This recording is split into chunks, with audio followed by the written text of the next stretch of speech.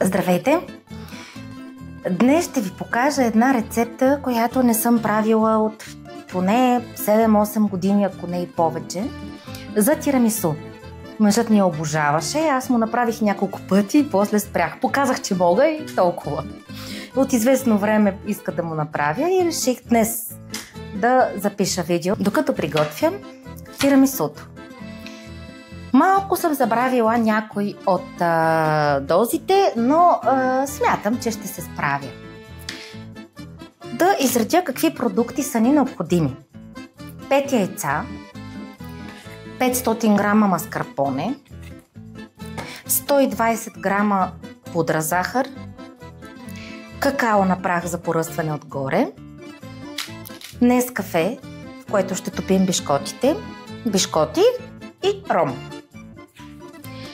Първата стъпка, която трябва да изпълним, е да разделим белтъците от жълтъците.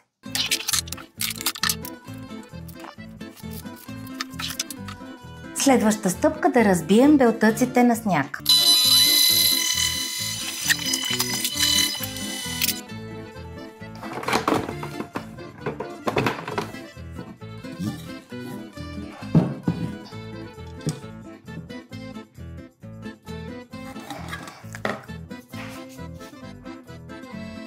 След като белтъците са ни готови, ги изваждаме от купата на миксера, за да я освободим за жълтъците. Така. Поставяме жълтъците и пудрата захар.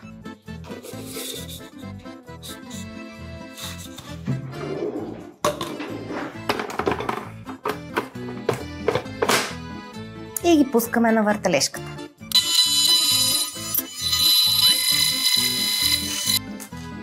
След като жълтъците са готови, добавяме маскарпонето.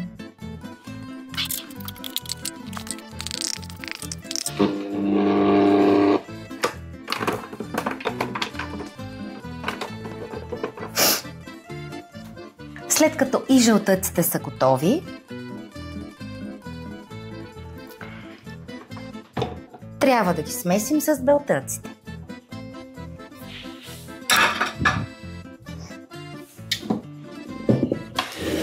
Това е хубаво да стане с бъркалка на ръка, а не в миксера, защото някак си се пресича сместа и става много течна, а вместо тирамису се получава някаква супа.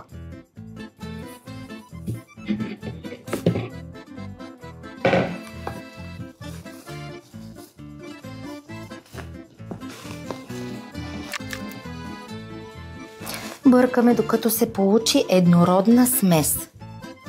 И това ще е готовата смес за нашето тирамису.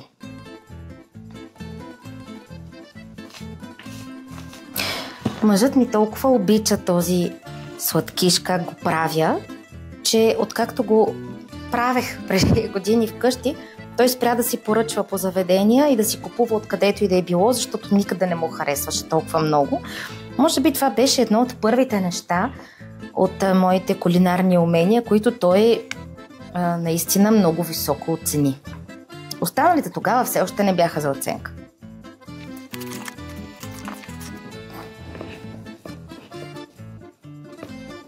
Така, ще ви покажа консистенцията.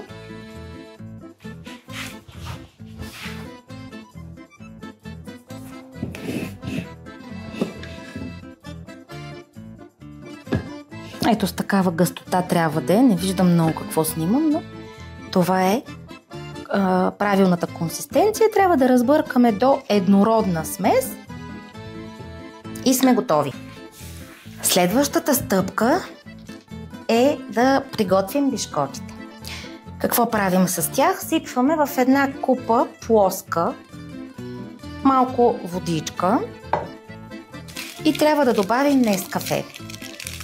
Сега в интерес на истината не се спомням точно колко Нескафе е трябвало да сложа.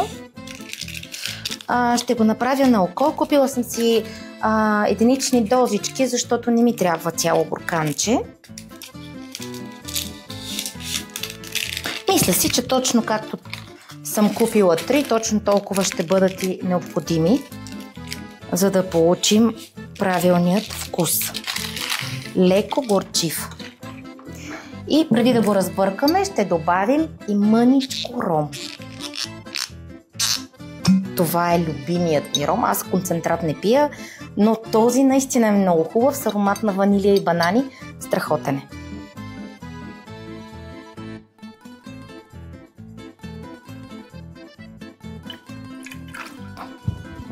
Сложих на око, но бих могла да предположа, че е около една супена лъжица. И сега ще вземем една такава, може предварително, но и така става, за да разбъркаме хубаво нескафето да се разтвори равномерно и след това да започнем с потапянето и реденето на бишкотите. Днес ще ви покажа два варианта на създаване на този, на редене по-скоро, на този сладкиш. Единият ще е в голяма купа и всички дози ще са вътре, а другият ще е в отделна чашка, като една порция и е доста по-ефектно при сервиране, но значително по-трудно за красива подредба. Така, смятам, че ни е готов разтвора.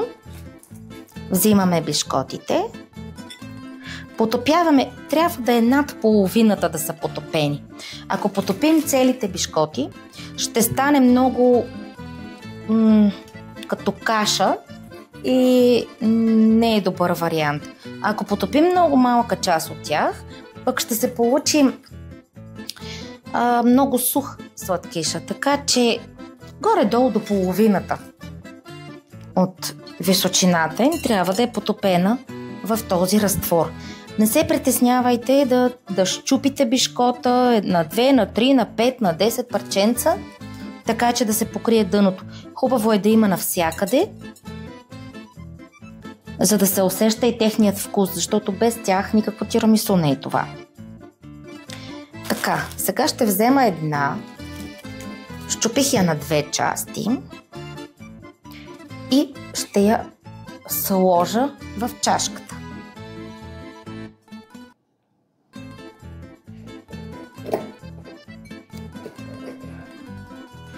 Така.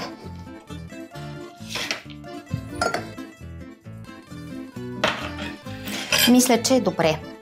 Сега, след като сме покрили дъното, но мисля, че още малко може да се сложи, спомням си, че преди взимах дъска и нож, за да мога да режа където е необходимо, за да съм покрила на 100% дъното. Сега няма да си играя по този начин, но вие можете да го направите. Сега предстои слагането на крема.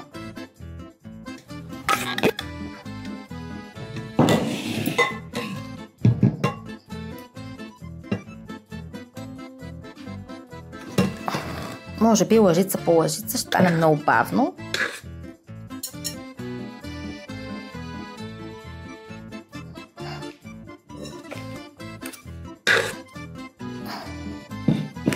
С крема трябва да успеем да покрием, мисля, че се вижда, бишкотите.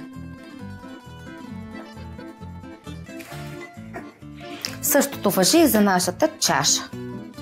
Само че тук трябва да го направим без да цапаме, а не като мен.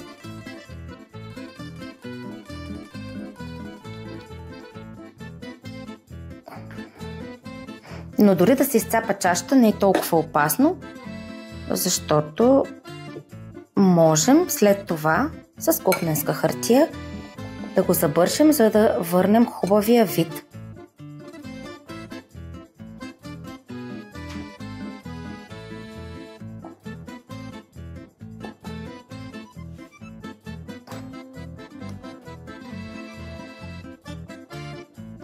Така. Каква е следващата стъпка? Бишкоти. Мисля си, че още малко крем трябва да сложа. Защото тук не беше покрито добре. Така.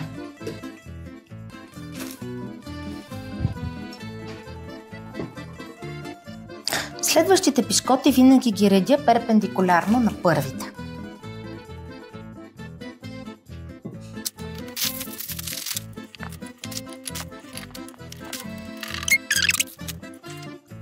Това парченце ни трябва да е много по-тъничко, така че ще го разрежа, вие не виждате в момента, но го разреждам по дължина, за да стане тясно,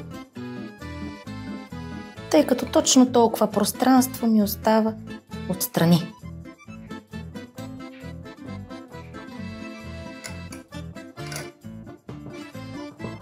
Имайте предвид, че дори да не сте ги наредили много добре, когато са вътре в крема, не се личи толкова.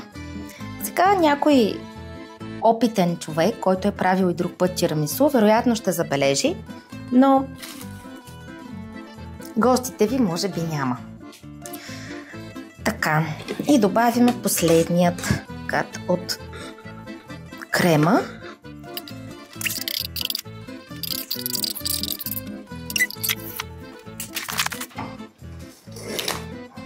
Последната стъпка е да добавим какаото отгоре.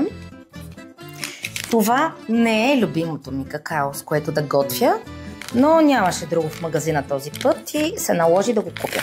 Става, но лично аз харесвам едно, което е в картонена кутийка, по-малко, доста по-тъмно кафяво, малко по-горчиво, но като го няма и това ще свърши работа. С цедка, с потупване най-лесно става.